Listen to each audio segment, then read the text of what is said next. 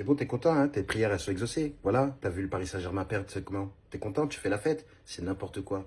On a frappé absolument tout le monde cette saison. Et voilà, regarde comment on finit. On finit par un 3 balles dans nos têtes. Voilà, c'est tout ce que les gens vont retenir. On a frappé tout le monde. On a roulé sur tout le monde. Et là, une petite marche pour aller sur le toit du monde. On l'a loupé. Et c'est là que les gens, ils nous attendent. Et ils vont commencer... Qu'est-ce que vous avez à dire? À part Chelsea, hein, je vais entendre personne. Comme par hasard, vous êtes tous supporters de Chelsea d'un coup? Hein? Ça y est, le sky est blues? Blues everywhere? N'importe quoi. N'importe quoi. Je connais même pas 3 personnes qui supportent Chelsea. Et puis là, vous voulez faire genre que, ouais, votre cœur, il est bleu? Hein? Bande de menteurs, vous avez changé de couleur dans tout. Vous avez été pour toutes les équipes contre le Paris Saint-Germain. Voilà que maintenant, on perd et vous êtes contents. Bande de moches, bande de vilains. De toute façon, ton équipe de cœur, on l'a frappée. Voilà. Donc, commence pas à faire ton malin, à venir dire, ouais, le Paris Saint-Germain, ouais, je sais pas quoi. Eh, on est champion d'Europe, champion de France, champion de tout. À part champion du monde. Voilà, bon, bah, la FIFA, ils ont organisé un truc, on n'était même pas au courant. Voilà, on n'a même pas regardé de toute façon. Et puis là, c'est les vacances en vrai. C'est les vacances. C'est bon, voilà, on a frappé tout le monde pendant les vacances, sauf Chelsea. Bon, en tout cas, ça m'a fait peur ce match. Parce que ça m'a fait revivre des souvenirs. Oh là là, on a été totalement maîtrisé. Merde.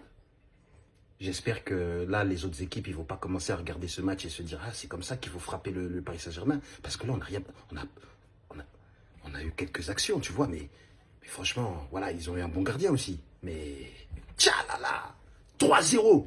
Non. Donc c'est ça que les équipes ont vécu. Le Real Madrid, c'est ça que vous avez vécu. Et encore, on vous en avait mis, on en a mis 4. L'Inter de Milan, c'est ça que vous avez vécu. C'est dur. On s'excuse. Pardon. Pardon au Real Madrid, à l'Inter et à l'Atlético. Pardon, on n'aurait pas dû vous fracasser comme ça. Non, on aurait dû vous mettre un 0, 2-0. Parce que là, Chelsea, ils étaient trop énervés. Hein. Oh là là là là. Il a signé dans une équipe où il y avait 2 attaquants déjà présents pour une seule place au poste de numéro 9, dont un qui vient d'être acheté récemment. Liam Delap et Nicolas Jackson qui étaient déjà là depuis quelques saisons. En 2 matchs, il a déjà éteint toute la concurrence. Il a éteint toute la concurrence. On sait d'ores et déjà que Joao Pedro démarrera la saison avec Chelsea comme titulaire à la pointe de l'attaque. En 2 matchs, il a mis 3 buts. Mais surtout, il a montré à Maresca que c'était typiquement le faux numéro 9 dont il avait besoin. C'est-à-dire un buteur, oui, mais aussi qui sait jouer avec son collectif. Et on l'a vu aujourd'hui, la manière dont il a pesé sur le jeu du PSG et surtout la manière dont il a été capable de dézonner. Des fois on le voyait à droite, des fois on le voyait à gauche. Il pouvait jouer ailier, garder le ballon de l'autre côté de la ligne. Évidemment, il a un gros physique aussi, donc il peut même jouer le pivot. Franchement, il est très complet dans l'aspect total du buteur. Et ça, c'est quelque chose de très très important. Honnêtement, 2 matchs, à mon avis, auront suffi à Maresca pour savoir quel allait être son 9 titulaire la saison prochaine, en tout cas sur le début de saison. Oui, le PSG était moins bien ce soir. Oui, Chelsea tactiquement était au-dessus. Mais le PSG a eu des occasions de revenir. Et si le PSG n'est pas revenu, c'est grâce à lui. Robert Sanchez, qui nous a pondu un match extraordinaire.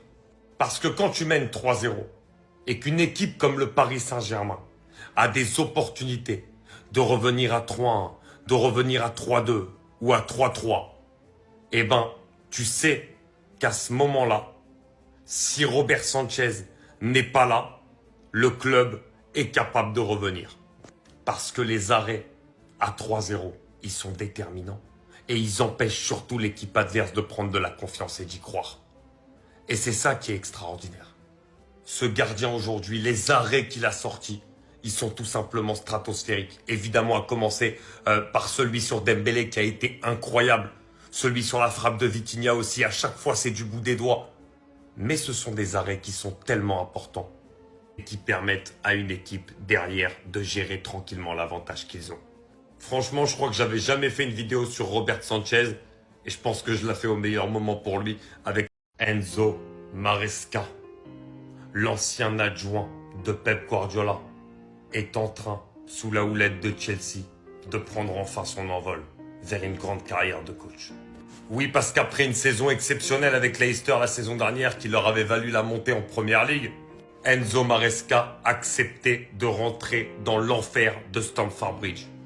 Je dis dans l'enfer de Chelsea parce que malgré tous ces millions dépensés sur des jeunes cracks, très clairement, l'environnement était très difficile à coacher. Énormément de joueurs à fort potentiel, pas beaucoup d'expérience pour les encadrer, le contexte était très très difficile. Et il a réussi, dès cette saison, à créer de la magie. Alors ça a duré sur les 5 premiers mois, où déjà même en décembre, ils étaient au mano à mano avec Liverpool pour le titre de Première Ligue. Après, bien sûr, il y a eu une baisse de régime. Ils se sont bien relevés en fin de saison. Ils sont partis gagner la Conference League, partis se qualifier en Champions League. Et là, il y a aussi cette victoire en Coupe du Monde des clubs, avec notamment, parce que c'est vrai que le parcours a été relativement facile, même si évidemment ça n'enlèvera rien, c'est le vainqueur qu'on retient à la fin. Mais surtout, une victoire contre la meilleure équipe du monde cette saison, le Paris Saint-Germain, et surtout avec un plan de jeu parfait. C'est la tactique d'Enzo Maresca ce soir pour moi qui a fait la différence parce qu'il a analysé parfaitement le PSG et qu'il a su exactement trouver le moyen de pouvoir les contrer. Un grand bravo à Enzo Maresca et moi je pense que Chelsea va retrouver les sommets avec cet entraîneur-là. Il a été là où on l'attend. Il a été là où on veut toujours le voir. Il a été là où se trouve son destin. Cole Palmer, évidemment avec sa célébration historique de Cold Palmer, la clim. Et voilà, face à un PSG qui était sûr de soi dans cette Coupe du Monde des clubs, pour le coup, il les a parfaitement climatisés. Avec un match exceptionnel. Mais ce qu'on veut voir de Cole Palmer dans les grands matchs, ce qui a manqué dans certains grands matchs cette saison, et ce qui nous a montré aujourd'hui de la meilleure des manières, c'est-à-dire un jeu parfait entre les lignes, des passes exceptionnelles, des dribbles, toujours pour faire des différences, toujours se mettre dans le sens du jeu, et une précision par son enroulé pied gauche exceptionnel. Les 2 buts, il marque les mêmes, et à chaque fois Donnarumma ne peut rien faire. Les tirs ne sont pas forcément puissants, mais sont d'une précision extraordinaire. Cole Palmer était ce soir là où on l'attend, c'est-à-dire dans la cour des grands. Parce que ce mec-là est extraordinaire. On le dit, depuis qu'il est à Chelsea, on le voit son talent. Et ce mec-là peut avoir une carrière stratosphérique s'il amène un peu plus de régularité dans ses performances. Et sortir une finale de la Coupe du Monde des clubs comme celle qu'il a sortie, là on dit tous un grand oui. Cole Palmer, extraordinaire. Je suis fan de ce joueur. C'est monstrueux ce qu'il a fait ce soir. El Aspirador. Je vous l'ai dit, c'est son nouveau surnom. Je veux que vous l'appeliez tous comme ça désormais. On va lancer la propagande. El Aspirador. Moïse Caicedo, le meilleur milieu récupérateur de la saison pour moi dans mon livre, a réalisé une immense masterclass et a été le premier cette saison à stopper le milieu de terrain parisien Neves, Vitinha, Fabian Ruiz. Le match qu'il a fait face à eux. Mais regardez, il y a une image qui le résume très bien. Regardez, sur tous les ballons, un pitbull, la rage qu'il avait. Il les a pas laissés une seconde avec le ballon faire ce qu'ils ont envie de faire. La rage de vaincre.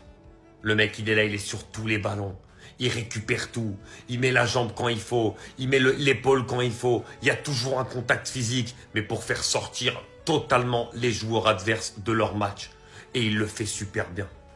Moïse Caicedo, ce milieu de terrain incroyable, qui pour moi sera une légende de Chelsea dans les prochaines années, parce qu'il leur fait un bien fou. Il est exceptionnel. Le mec, il couvre 3 postes à lui tout seul, il a un volume de jeu incroyable, et il fait des choses aussi dans le jeu sans ballon, ce qui est hyper important pour un milieu récupérateur, qui est primordial pour son équipe. Un grand bravo à monsieur El Aspirador, et je veux désormais que tout le monde l'appelle comme ça, El Aspirador.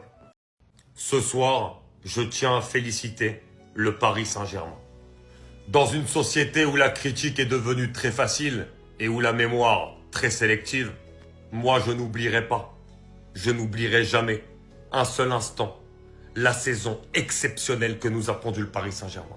Avec aujourd'hui le rythme infernal qu'impose la FIFA et l'UEFA aux joueurs de football, il est tout simplement humain de craquer et de passer à côté d'une rencontre.